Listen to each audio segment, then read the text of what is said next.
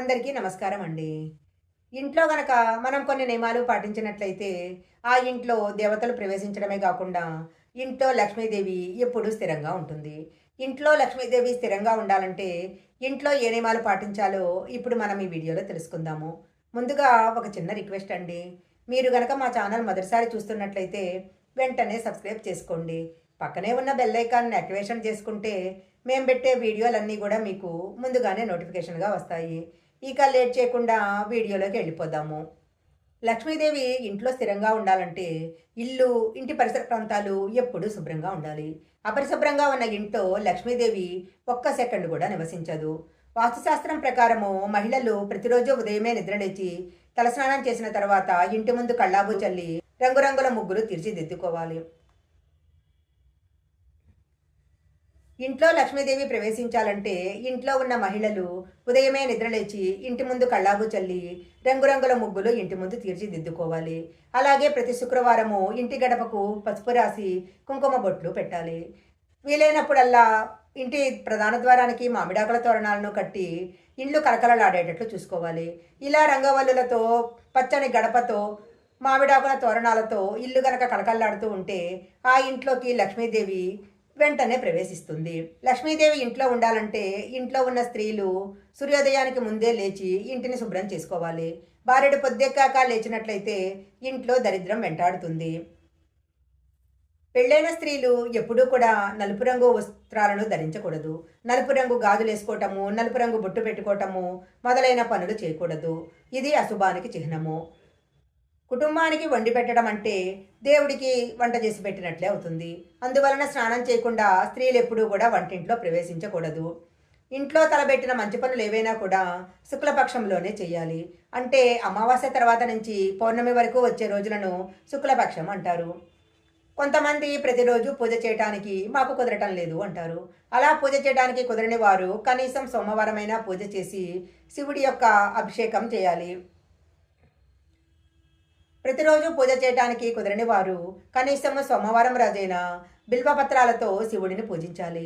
శివానుగ్రహము లభించినట్లయితే ఇక ఆ ఇంట్లో ఎలాంటి కొరత ఉండదు. ప్రతిరోజు పూజ చేసుకునేటప్పుడు ఓం నమ శివాయ అనే పంచాక్షరి మంత్రాన్ని కనుక జపించినట్లయితే ఇంట్లో ఉన్న సమస్యలన్నీ తొలగిపోతాయి.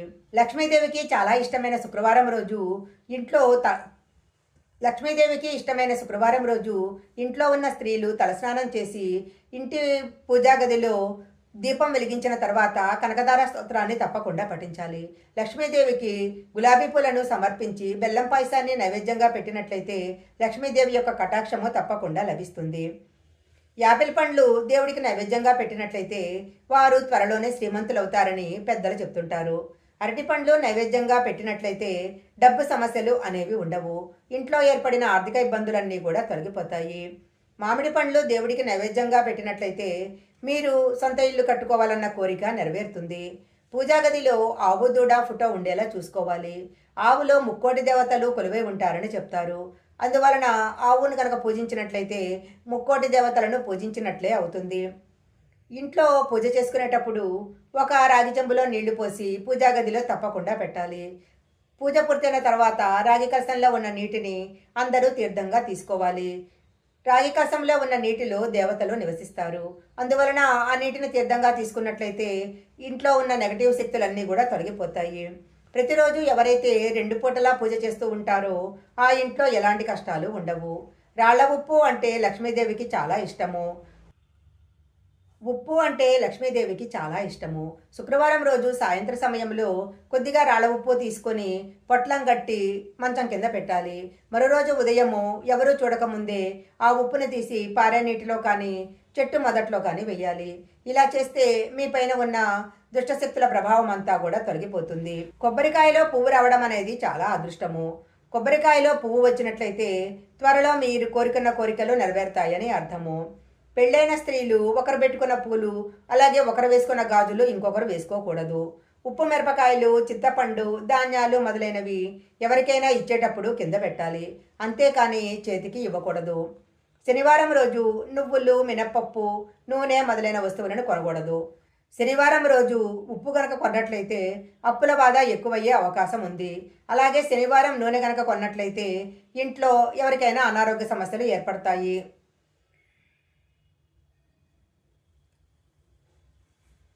అప్పుల బాధతో బాధపడేవారు కొబ్బరి నూనెతో దీపారాధన చేసినట్లయితే మంచి ఫలితాలు వస్తాయి. పూజ చేసేటప్పుడు కొబ్బరి నూనెతో దీపారాధన చేస్తే ఇంట్లో డబ్బు సమస్యలు అనేవి ఏర్పడవు.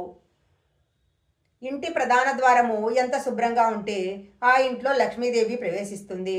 అందువలన ఇంటి ప్రధాన ద్వారానికి ముందు చిందరవందరగా చెప్పులను పడేయకూడదు. ఇంటి ప్రధాన ద్వారానికి ముందు చెట్లను పెంచుకోకూడదు. లక్ష్మీదేవి ఇంట్లో స్థిరంగా ఉండాలంటే ఇల్లు ప్రతిరోజు శుభ్రం చేసుకోవాలి. ఇంట్లో చెత్తను ఎక్కడంటే అక్కడ పడేయకూడదు. అలాగే కొంతమంది ఇళ్లలో బూజు ఎప్పుడు వేలాడుతూ ఉంటుంది. అలా బూజు వేలాడుతూ ఉన్నట్లయితే ఆ ఇంట్లో నెగటివ్ ఎనర్జీ వ్యాపిస్తుంది. చాలామంది చాలామంది స్త్రీలు పడుకునేటప్పుడు చేతికి గాజులు కమ్మలు తీస్తూ ఉంటారు. కొంతమంది అయితే మంగళసూత్రం కూడా తీసి పక్కన పెడుతూ ఉంటారు. అలా ఎప్పుడూ చేయకూడదు.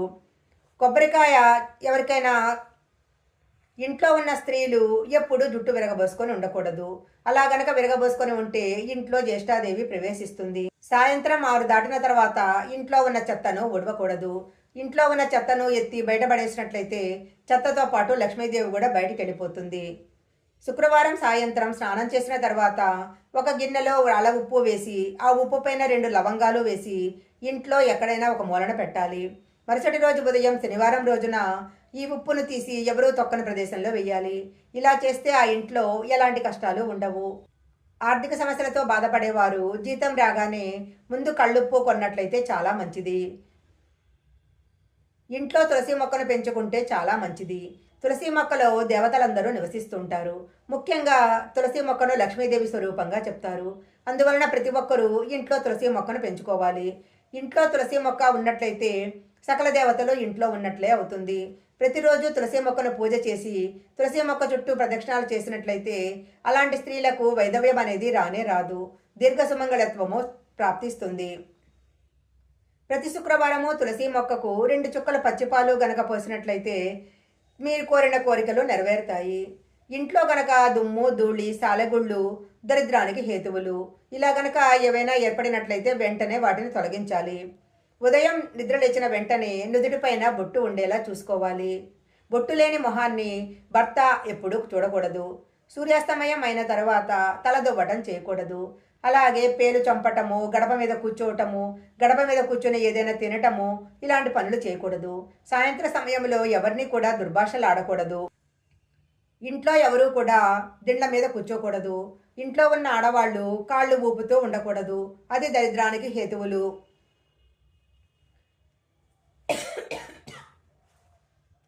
ఇంట్లో ఉన్న మగవారు మంగళవారము శుక్రవారము క్షవరం చేసుకోకూడదు. అలా చేసుకోకుండా చూడాల్సిన బాధ్యత ఆడవాళ్లదే.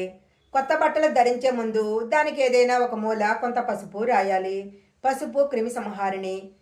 శుక్రవారం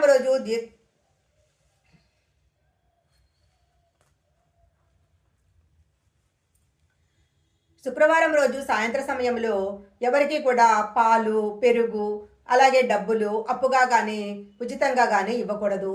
ఇలా గనక ఇచ్చినట్లయితే ఇంట్లో ఉన్న లక్ష్మీదేవి ఆగ్రహానికి గురి కావలసి వస్తుంది. ఈ వీడియోలో చెప్పిన విధంగా ఈ నియమాలన్నీ పాటించినట్లయితే మీ ఇంట్లో ఇక ఎలాంటి కష్టాలు అనేవి ఉండవు. ఈ వీడియో కనుక మీకు నచ్చినట్లయితే లైక్ చేయండి, షేర్ చేయండి. ఇలాంటి మరిన్ని వీడియోల కోసం మా ఛానల్ సబ్స్క్రైబ్ చేసుకోండి. పక్కనే ఉన్న బెల్ ఐకాన్ని యాక్టివేషన్ చేసుకుంటే మేము పెట్టే వీడియోలన్నీ కూడా మీకు ముందుగానే నోటిఫికేషన్గా వస్తాయి.